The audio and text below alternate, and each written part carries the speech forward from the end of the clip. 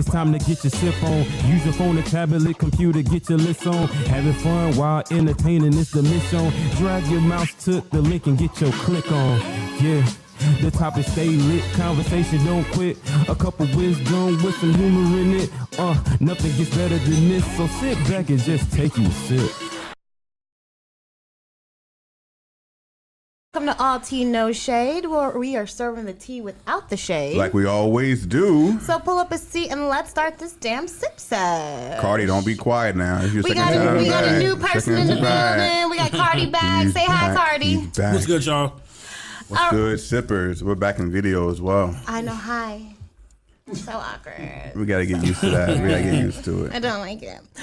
All right, guys. How has your week been? Cardi, how was your week, man? Start it off. How's your week been? It's been good. It's been good. A lot of time with the kids, you know, typical. A lot of creating. Your kids stay with you, or you? We split it up. Yeah, co-parent. Mm-hmm. How old are they? I have a 14-year-old, a 12-year-old, and a 10-year-old. You just got grown-ass kids. They just whole people. Yeah, They just whole people with whole personalities. My oldest kid, my daughter, she has like so much of her future planned out already. This is like weird. Yeah. But she's her own entity. Yeah. How has co-parenting worked out for you? I hear so many horror stories about co-parenting. Has it been, not to put your ex on blast or anything like that, but has it been a fairly decent process for you? Absolutely fucking not. Okay. Well, there's that. There we go. But I'm proud of it because so when we divorced, like a lot of people, it's hard for them to separate love from the other things. Mm-hmm. For her, because of her bitterness, it was kind of like she felt like if she went along with anything to make it smooth, that would be her telling me that she's cool with how things are. I gotcha. So, but she, for about the past 2 years, we divorced in 2009. Mm-hmm. So for about, out of that time, for 2 years, it's been good. Okay. So, a long time, though. Well, sometimes it takes people a long time to come find peace in a situation. That's 10 years. You know? So, for the first 8 shout out years. to her now. But look, you know what? Real talk, though, when you, obviously she was your first love and you were her first love. That wasn't obvious. I think when you marry your first person, that's your, okay, maybe it's not your first love. Yeah. Well, she was, but yeah. But in my mom's experience, my dad, that was her first love. And when they got divorced, I was probably 8 years old. And my mom almost didn't really find peace in the next phase of that relationship until I was almost 20. Yeah. Mm-hmm. You know, because so much, you still have that anger, you have that hurt, you have that what if. So it just takes people sometimes a long time to get over it. Yeah. Especially with children involved. Yeah, and we weren't, like, nobody cheated or anything like that. At first it was mutual, and then, you know, it turned into shit. Yeah.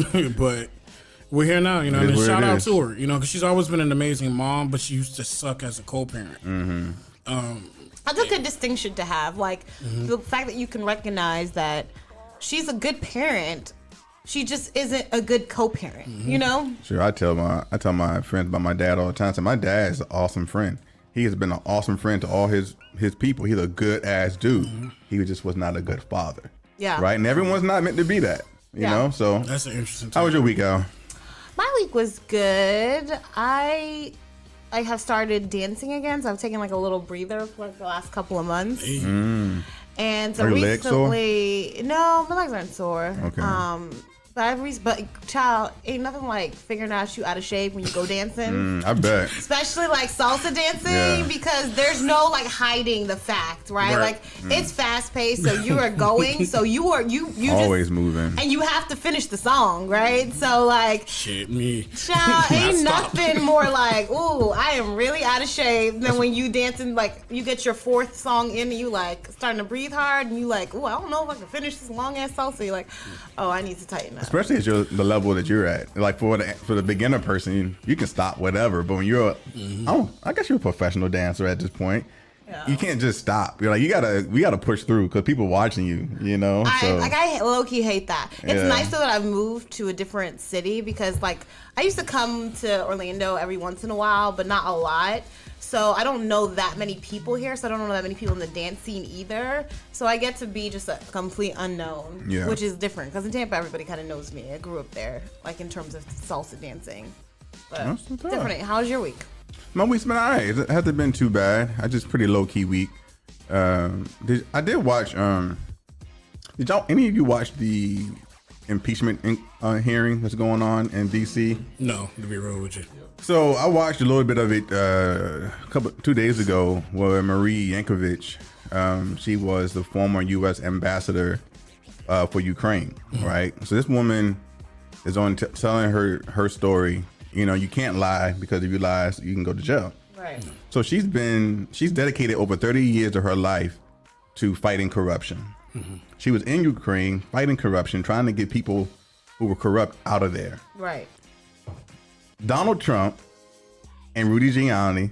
Mm-hmm. I did not like Rudy Giuliani. He was my mayor for a while. He did a smear campaign on her and got her. Trump removed her from office, from her position, for no reason, because they said she was a bad person. She was corrupt, right? Yeah. The very people that she was fighting, who she got them removed from, Rudy Giuliani was working with them and got them reinstated into the office. Oh, wow. And so it's like, how can you deny that this Donald Trump and Rudy Giuliani is not corrupt, man? Yeah. It's like, and so her whole life, her whole career is gone because Donald Trump and Rudy wanted to work with these people in Ukraine.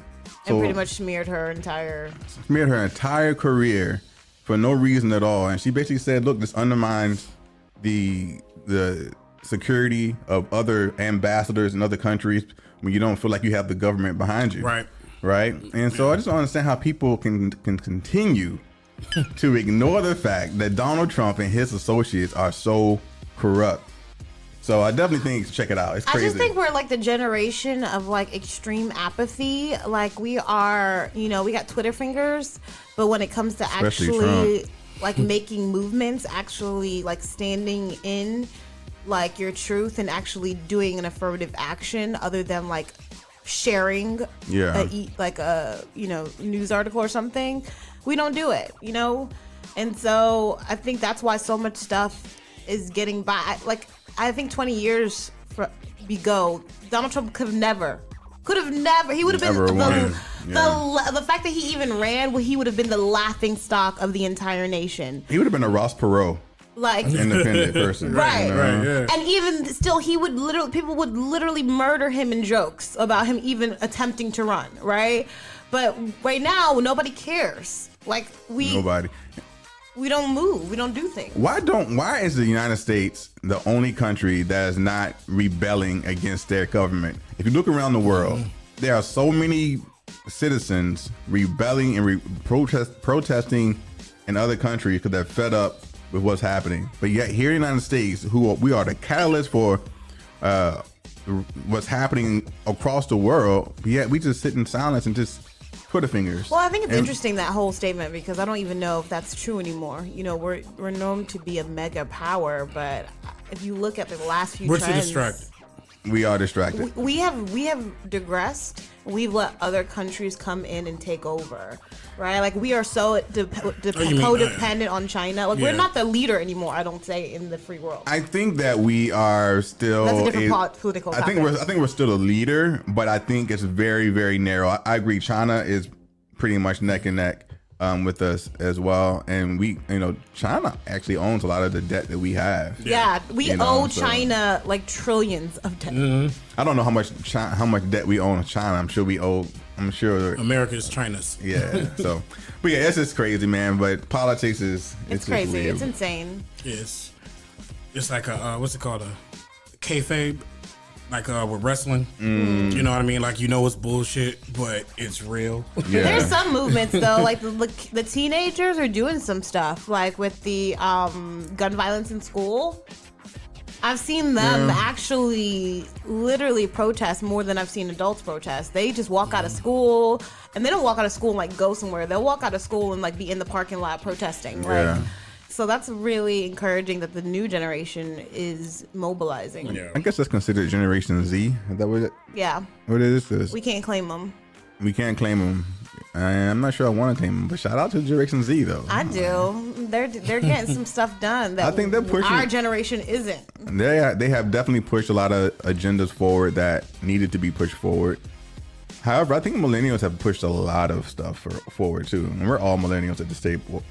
Yes, technically. So, all right, keep it going. All right, guys, let's go ahead and move on to the Who Am I section. Ooh, are you better this week? Are you back this week? Are you focused to not let me win? I literally need you to shut up. No, why would I do that? Why would I do that? You was ready for that, weren't you? No. Okay, let's go over the rules. I'm going to give you guys 30 seconds. I'm going to put my phone down, Sippers, because I want to make sure I beat Cardi real quick. You can't, I'm not giving you a multiple choice anymore. Screw that. Wow. It's old school. I'm going to give you a hint. You got to figure it out 30 seconds. Teddy Pendergrass. Okay, well, there's that. And, yeah, let's move on from there. Oh, I was so good 2 weeks ago. She decided to do away from multiple choice. I'm with it, Maybe though. I'll do 45 seconds because y'all are really terrible generally. Fair enough. All right, we're gonna see how it goes. Sippers, let's see if you know it. Let's see if you can guess it before we do. I don't think you do though. All right, ready? We ready? Okay, so this rapper, and you have to let me finish. I'm not gonna say anything. Go ahead. I'm not saying anything. I'm gonna be quiet. This rapper came on record and said he made his girl climax I know who it is. Big 9 Sean. times. Big Sean, yeah. Okay, both of you don't get that. Oh, I'll let you finish. Because I literally just said you need to make sure I finish. But if I be quiet and he beats me, then Yeah. but if we know who it is, why can't we guess? Teddy Pendergrass. I know she's a phone. Okay, go All ahead. right, you can guess in between. Who said it first, Shay? No, Cardi. he did not. No, he did not. Shay is no, the he did impartial not. party. Shay wasn't even paying attention. Sippers, y'all heard me say Big Sean first, right? We're gonna play that He's back. so competitive. He can't even live his best life. Go right? ahead. Okay. All right. This mogul has recently reminisced about his past baby mama. Mm-hmm. Who is it? Big Sean. No. Diddy. Yes. Oh, the second one? That's the second one? Yeah. Oh, I thought on the first one. We just did. You said Big I didn't know Sean. you moved on. How? Because I was focused on getting my win. The wind was gone, honey. The wind was let up. So he did what? He reminisced about his baby mama, the one that passed away? Yeah, she passed away a year ago. Damn, it's been a year already? I know, time is flying by. Wow. What did he say I about had it? that moment when I heard somebody talking. They were like the Gundam style song that swept the nation 7 years ago. I was like, Wow. Was that Wow. 7 years? Wow. That seemed like it was just 2 years ago, Right. 3 years ago. I swear time is getting faster and faster. Yeah. All right. What did he say though? He just reminisced. He like- posted a bunch of like pictures, and he posted a video of her playing the piano. Apparently, she was really talented on the piano, and her booty looked really good in that video as well. I don't shout know. out to her booty. Shout out! It's to so the reporter. easy to take advantage of what we think we have so much time, right? We have time, and then someone passes away and we realize how much time we didn't have. Yeah. And it sucks that we cannot live more in the moment of it enjoying the people in our lives and making that decision to do right. But I agree. I guess that's just part of life, man.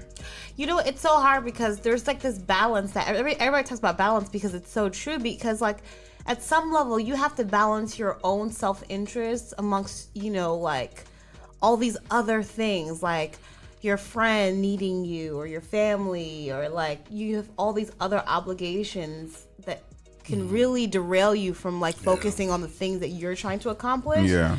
And so you have to figure out a way to balance all of it. It's so hard. It's hard. It reminds me of a quote, which I'm paraphrasing. It says something to the extent of, "A poet cannot write about love when he is in it.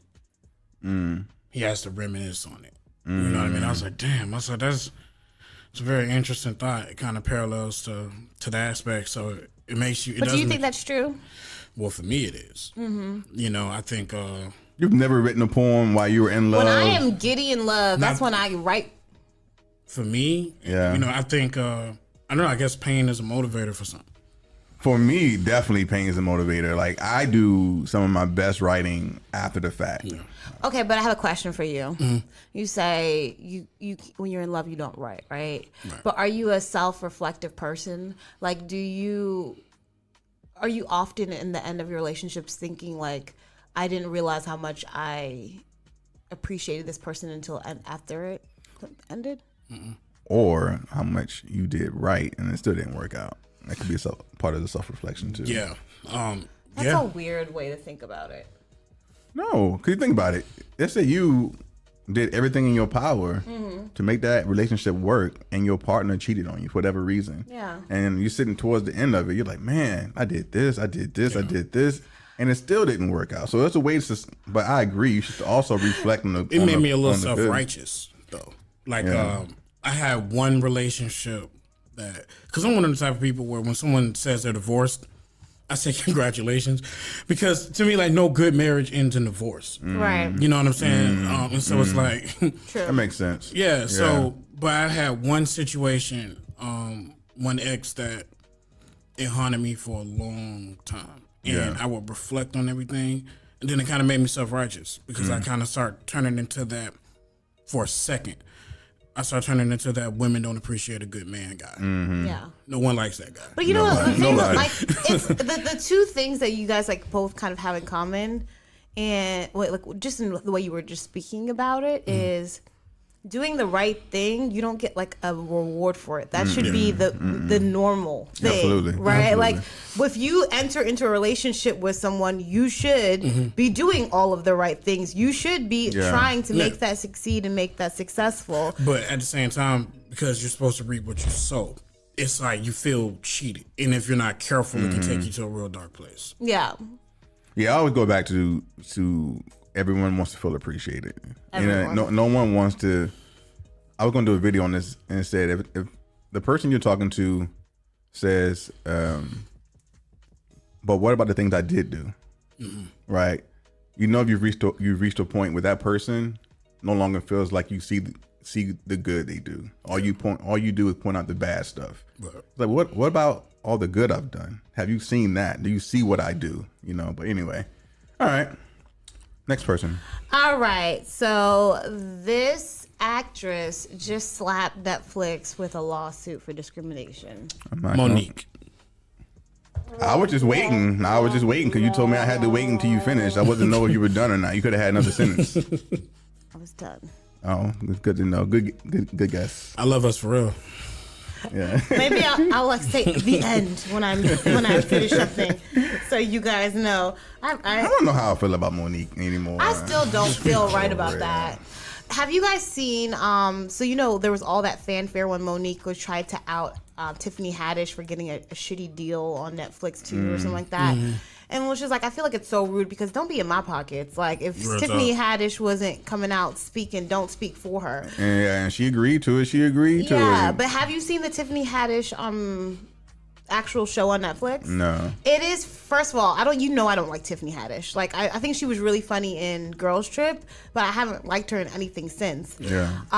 Shout out to Tiffany Haddish if you're watching All Tea No Shade. But randomly. she's legit like a dope person. I might not like her comedy, but the whole entire series is her bringing on her girlfriends who she thinks are equally as funny. And so every hour is like one of her friends, literally one of her friends. She's trying to put on other people, which is dope. And it's literally just the whole series is just her putting on her friends. Yeah, and they're hilarious. So it's really good. You should check it out. Yeah, I mean, Monique was. I get what she's trying to do because she's saying women comedians don't get paid the same as men comedians, but honestly, you're not as funny as Dave Chappelle. You're not as funny to me. Sometimes too, you know, it kind of. The older I got, the more I started paying attention to the intricacies of things. Right? It's like when someone says the WNBA doesn't make as much as the NBA, and WNBA players don't make as much as NBA players. Yeah. I'm like I get it. Yeah. And I would probably feel the way they were if I were in their shoes. Yeah. But it's like, do you pull the same revenue? Exactly. There are things that go into play. Yeah. And I think that the struggle with this generation has to be the balance between understanding what you bring to the table and entitlement. Because you hear oftentimes I agree with that. Bad balance. Yeah. Some people just this is the generation of entitlement if I ever seen it. Yeah. It's definitely people who feel super entitled. But also, like, just to go a little bit deeper into that, right? So you guys, so black men, you guys are generally the minority. But in like most things, when you look at a culture, the dominant aspect of that culture is the male, right? Correct. So in the black culture, the black man is the dominant, meaning that the black woman is in a submissive role, right? Okay. And so when we are looking at the things that we support, it's like that dual identity. You know how you go to work? We have to know white culture, right? Because we live in a white world, right? And so everybody agrees with the white culture, but we also, because we're black, have black culture, right? That we also tap into. Yeah. It's the same thing with women comedians or women like artists, is that the main culture, right, always taps into the black, the dominant, which is the males, right? And the males don't necessarily always tap into the submissive, the other aspects of that culture. You get what I'm saying? So white people don't always tap into black culture because they don't need to. We always have to tap into their culture.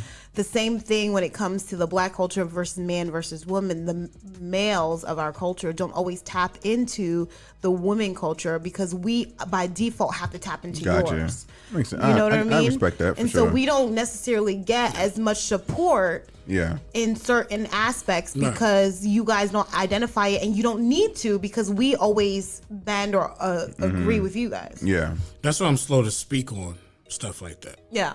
Well, I think it's good to be slow to speak on it, but our opinion still matters. So you never want to get to a point where you feel like your opinion doesn't matter. Right. But we also want to make sure that our opinions that we have aren't degrading other people, aren't making someone feel like you don't respect them. I agree. Yeah, I feel like don't be married to any thought or opinion unless it's like rooted in something really, hardcore. See? But like you can change my mind. To ideas that when you disagree with the idea, they think you're disagreeing with them as a soul. Right. Like to their core, you like loathe them. And right. It's like people can't disagree. I think that's a big thing in our generation, is that every disagreement is considered a fight. Like there's not the ability to just say, to have a difference of opinion and it not be a bigger thing than it is. Like I love Facebook fights because people we'll be talking about, okay, y'all already know I'm obsessed with The Sims. Don't laugh at me. Right? And so let me tell you, the Sims group chats, they be going in on each other. And I'm like, this is The Sims, y'all. Like, are we really in the group chat? Like, on Facebook groups going in on each other because we disagree with this expansion pack, and it's off the chain. I'm like, y'all need to take a chill pill. I think that too. I think that has a lot to do with the time we're in. It's like, some people, their identity is in like kind of like strife. You know what I'm saying? Yeah. Like I call them, like, some people are contrarians. I had this one guy who. Trolls. They literally trolls. Yeah. He's so like predictably contrary. Yeah.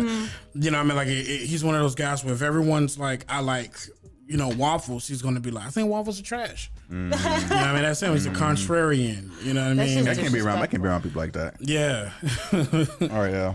All right, last one. So the very last one, I'll say when I'm done, just so it's fair for everyone. All right, I'll say finito. And then do like a countdown from 3. Okay, I'm with it. Okay, all right, I'm with it. All right, so this singer has come out saying that he doesn't really care about who his baby mama dates. Finito. 3, 2, 1. Marion.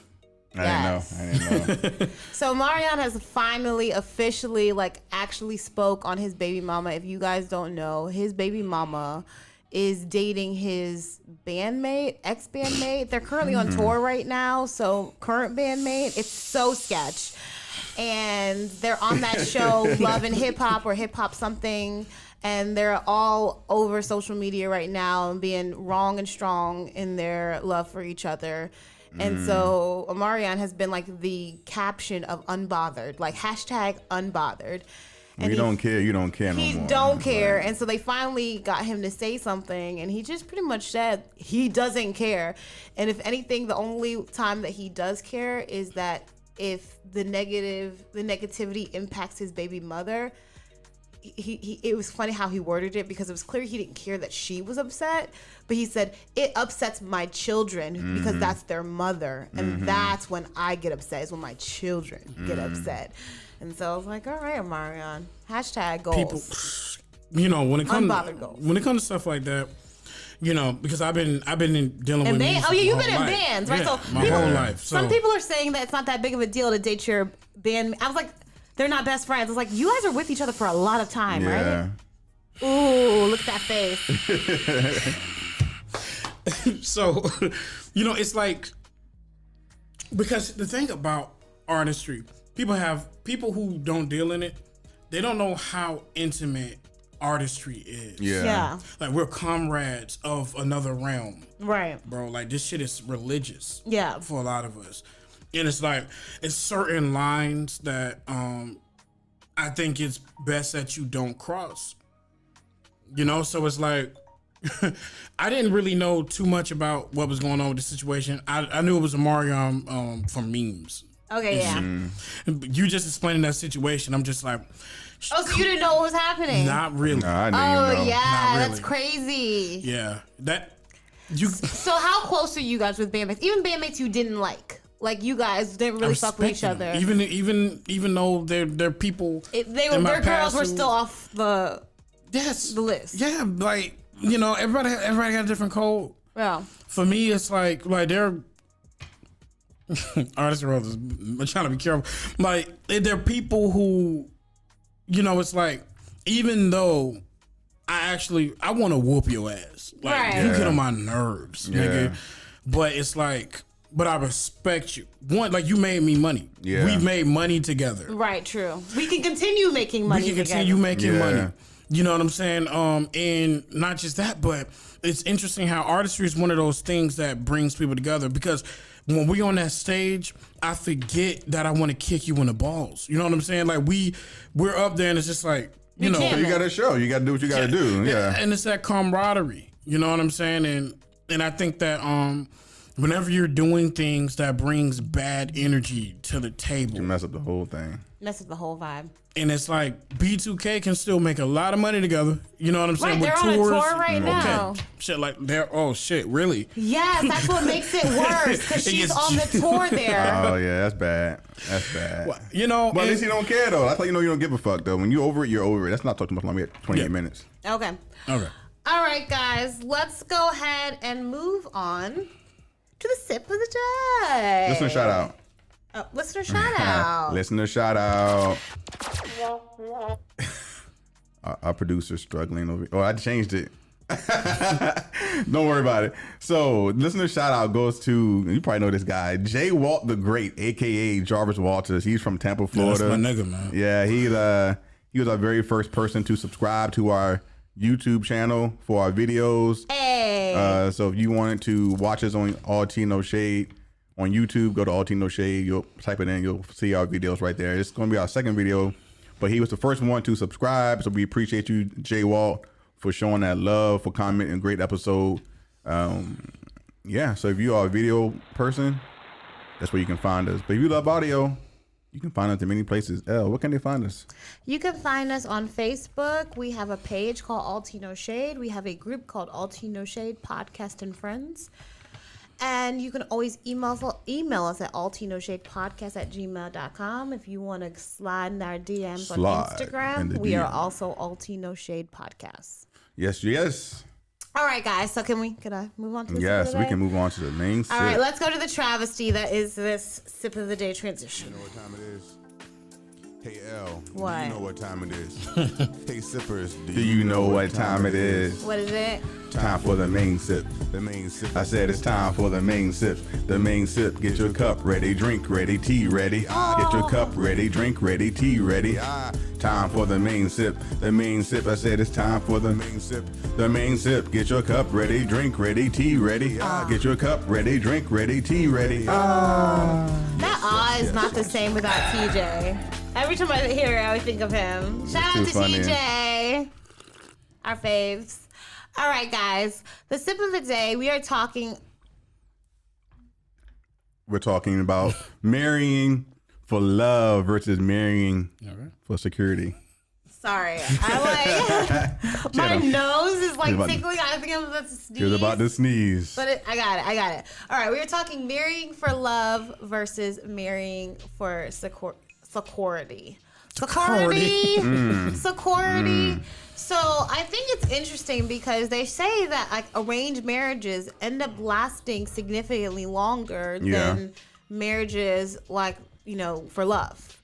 And so what we think is love. Well, yeah, what we think is love, right? So would you guys be open first to an arranged marriage? And who would you allow to arrange it if you were? I don't think personally that I'm too much of a rebel. Are you Aquarius? Aries. Aries. I'm an The Aquarius. rebel of the whole sign. Yeah, and I'm a rebel Thug too. life. Both of y'all are Aries? Yes. I am not about someone else dictating my life or trying to put who I should be, because that's such a big component to your life, and so for me, I'm not doing it because I want to pick the person who I want to know your intricacies. I want to know your personality. Me personally, I don't care about the security factor in a sense of financial gain. Like, I don't care about that, but I care about the security personality in my, how can I say this? How I feel emotionally. Yeah. Like how. I think it's funny because when people say, like, especially when they're talking about women, they say like women are looking for security. They always assume that's financial. But for many people, for many women, especially my friends, it's more of what you're speaking about, like the emotional support, the spiritual support. Yeah, we should definitely talk on that, but I don't want to get off topic. You asked a different question. Go ahead. No, I'm done. Like, would you allow someone to arrange a marriage for you? Fuck and no. Even with the idea that arranged marriages tend to work out like significantly. Well, there's a reason for that. That's culturally, because they're like anytime where there's arranged marriage, they've been groomed to look at marriage in that light, where it's like that's what they do anyway. Yeah. They don't have. We came up on Disney. Nobody with an arranged marriage came up on Disney with this idea of forever after. I know that it's really big in India. India still has a very high amount of arranged marriages, and most of I think they have like 65% of success rate still in their arranged marriages. And so I think, to your point, when you're brought up that way in that culture, for you it's nothing, right? But I do think there are a lot of people who are starting to rebel from that, especially when they come out of that culture. Let's say they leave India and move over to the United States. Yeah. They don't want Western influence. Yeah. I think it all comes down to your family. You know what I mean? Like, if it's done right, I can see the benefit of it. Like, who knows you better than your parents? You know what I mean? Well, but so you would let so you're saying yes? You would let it someone do it? No, not now. Oh, okay. But I get it. I get it. Yeah, like, I get it. I think I'm too grown now. I'm a whole 30-something chick. You know what I mean? And we came up in. It'd be weird to go back. This culture. But I think if I was born that way, I was raised in that culture. I would. Marriage, it's a whole. First off, like marriage is a business. You get what I'm saying? And it's a merging of corporations. Yeah. You're an independent corporation. He or she is an independent corporation. When you guys together, it's an merger and acquisition. Yep. In arrangements, though, that typically is the main focus. The main goal is what is that person going to secure financially to upgrade their property? Not. Well, it depends. For arranged marriages, a lot of it is cultural too. Like, so they're looking at how religious you are, how much do you go to the church, do you have the same like principles as that family? Well, it depends on where. Because if you look back in history, let's go back in history. Arranged marriages was all about protection. It was about the property, the territory gain. You know, that's what it's a negotiation. It's a business. So I think it's a little bit of both. I think it's definitely what you're saying about love, but it's also a huge proponent of not love, but culture. So arranged marriage is nothing about love, but a big proponent of like arranged marriage is to make sure that you are a family that's going to adhere to that same cultural beliefs. That's going to keep pushing the family towards success. Yeah. Right. Which I don't hate. It's like it watered down the more humanity goes on. It started off for survival. Yeah. When anything starts off with survival, emotions aren't going to be a big part of it. Well, I was talking to my friend, and I asked her if she wanted me to say her name, and she didn't, so I won't. Why are people scared to get their name shouted out on I don't know. I guess like, people are just nervous. And her family does arranged marriages. And she said the way that she's in arranged marriage, so she's happy. And she said the way that the best way that she can explain it to people who didn't grow up in that culture or who don't understand is that when you look at families, the way you saw Game of Thrones, the way that they look at families is how they still, like, her family looks at families still. Like, your family, every move you make, it is for the betterment of the family. The family has goals that they need to tick off, and every step that every individual makes is to make those goals better. And so if you're marrying someone, you want to make sure you marry someone where you can look in the history of their family and know that they're proper and they do the right thing, and that, you know, you have all this background to say that they probably will be a good person, you know? And so it's like, she's like, we're the Starks, and that's how we look at it. And I think you can definitely learn to love someone, right? Yeah. Versus going in trying to learn to have security. However, in today's culture, if you watch videos, if you watch the comments in threads, I tend to believe, I can correct me if I'm wrong, men tend to marry for love, and women, based on social media, have pretty much decided that they are marrying for security. You'll see, if he ain't taking care of my bills, if he ain't paying for this, if he ain't buying no house, if he doesn't have a car, he ain't the kind of man I want. I'm not saying that's correct, but that's the story that's being put out there. You think that's correct? You think that's wrong? Is that the way it is? I think it's hella wrong. But I also think that the loudest pot always gets the most attention, right? And so you got, and the crazy. What part of Georgia you from with that saying? Don't tell me. The loudest pot gets the most attention. I like it. Right. Like, so. I don't get it. When we are in. I love it though. There's so many like personal, like I know for a fact that you personally know that to not be true if you look based on like real women that you know. Yeah. But because in Facebook, it is this prevalence of the gutter chicks. Yes. Who are making memes and posting, and then they're funny, so they get passed around. Yep. Yeah. People, like, I don't know how that shifts your perspective, because you know real women, so you know real women, you know that this is not true. Like, how many real women do you know are dating men that don't deserve them, right? And that they're with them just for love.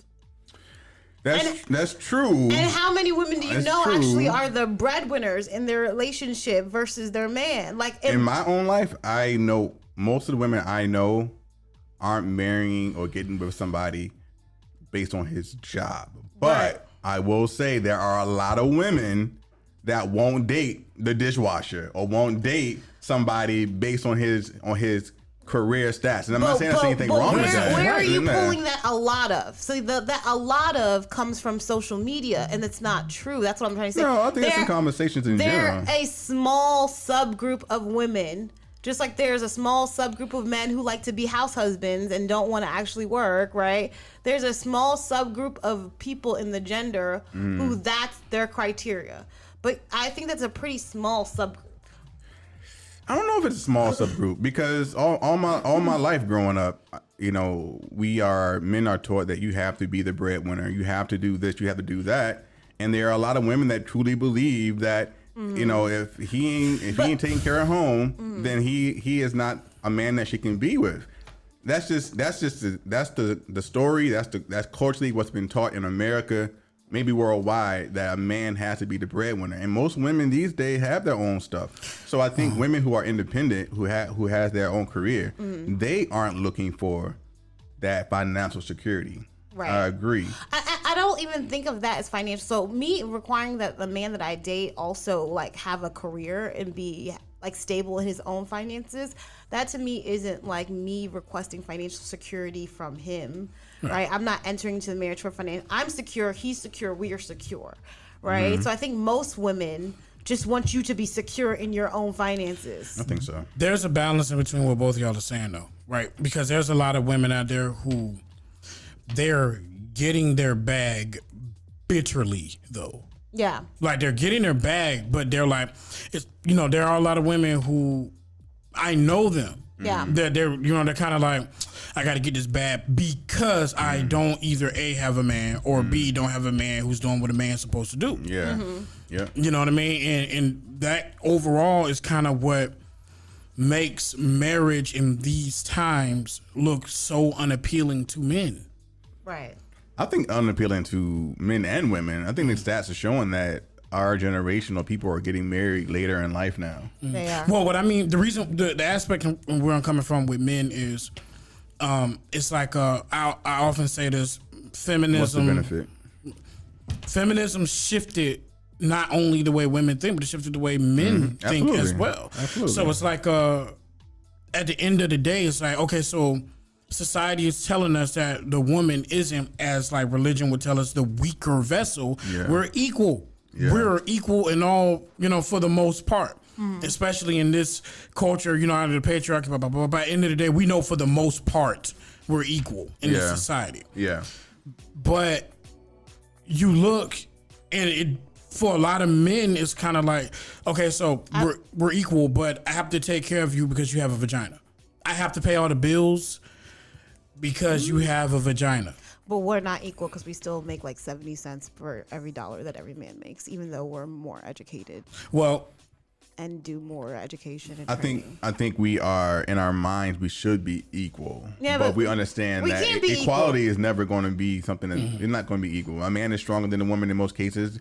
Women are typically more flexible. I'm giving shitty examples. Women are more flexible than men in most. You know what I mean? Like, it's just, we're not going to be equal. But whenever I see those debates, like, there are intricacies that go into it. You know what I mean? Like, when it's like those jobs in which there is an actual pay gap, they're saying that it's because like things like men are typically more willing to relocate.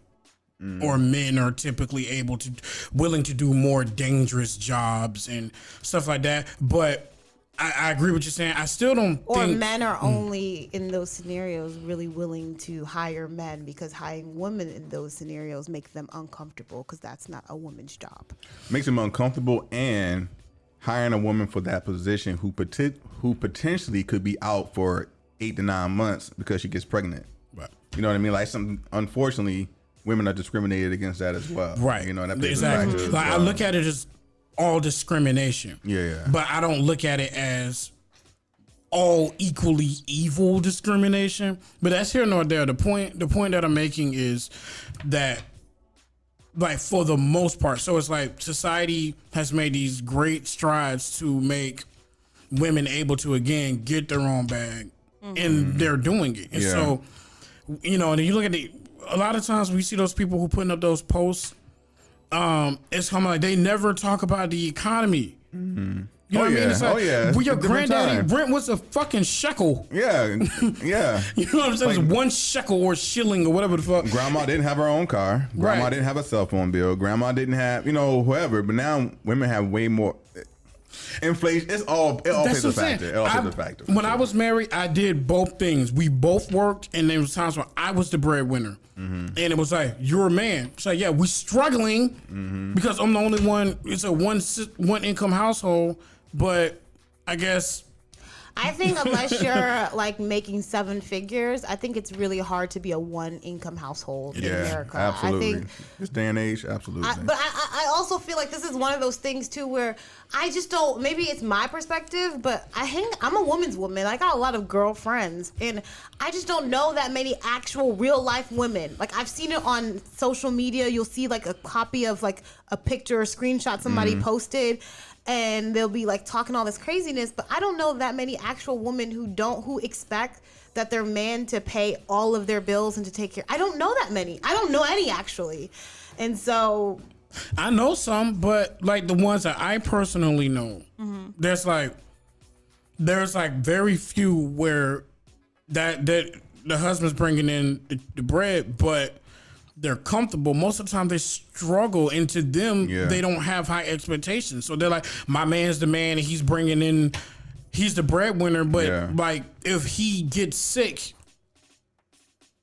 then what? He can't take care of who's going to take it's a wrap. If he gets injured, it's a wrap. Yeah. But well, other times you balance those out though, because like if they have kids, then like daycare is sometimes more expensive than what people make. My daycare was more expensive than my rent when I was married. The daycare was literally more expensive than the rent. They need some kind of regulation. And it was all on me. On daycare. Yeah, daycare is insane right now. When I found out that how much daycare costs, I was like, this is, first of all, I need to open a daycare. Right. Yeah. Because y'all paying to watch these little people a lot of money. Yeah. Like, it's outrageous. What is security to both of you? When you're thinking about security, is it marrying for love or is it marrying for security? Oh, that's a good question. What in your mind, in your personal life? Can you do it first? I'm asking the questions. I know, but I really want to hear your answer. Sorry. So, what security mean to you, Jay? Security for me goes back to my point earlier. Is like, I typically don't get with a woman because of her job. I don't get with her because her house. I don't get with her because of her car. Security for me is, am I going to be able to be vulnerable with her, emotionally vulnerable? Will I be able to have a spiritual foundation where we can grow together? That security is more important to me. Communication. Can we have healthy conversations, right? Without yelling. That is security to me. Like, the job could be gone tomorrow. Yeah. Right? The car can be gone tomorrow or whatever. Mm-hmm. But at the end of the day, how I feel emotionally, do I feel emotionally safe? Yeah. That's a security. And especially as a man who doesn't necessarily have not had that opportunity to be emotionally vulnerable in most relationships. But I'm at a point in my life now, it's like, I need that because I want to be emotionally balanced. I want balance in my life, and me holding everything in, it's not going to work. That's not an option for me. Right. What about you, Cardi? I mean, it's a mixed bag. Like, what's security mean to you?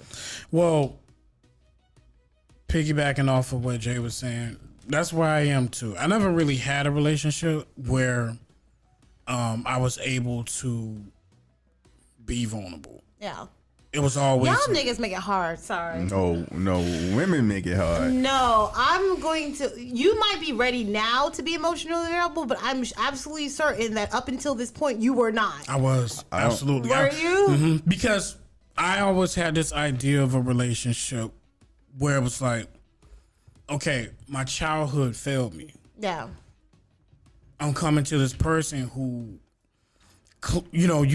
you think that they will want to know you, all the way through. You know what I'm saying? And there's certain elements of me that aren't that pretty. Yeah. You know what I'm saying? And it's like, I think about like a lot of arguments that I've gotten into with exes and stuff like that. A lot of the time it started, like when I lose my temper, I'm not losing my temper for what you're bringing me. I'm losing my temper because I'm trying to be vulnerable, and I feel like you kicked me in the face while I was bowing down. And all it takes is one bad experience for you to shut it down ever again. Yeah, and it's like, so for me, that's what security means. I mean, I'm a man. Like, when you say security, the reason why most people are going to think finances is because from the male and female aspect, we were never taught to depend on a woman for shit. Like, I mean, the older generation, they had she's gonna stay home and she's gonna cook and clean and blah blah blah blah blah. Our generation, we didn't have shit. We didn't depend on the woman for shit, and that's why for a lot of guys like us, we don't really. It's hard when it comes to relationships and the idea of marriage, because it's like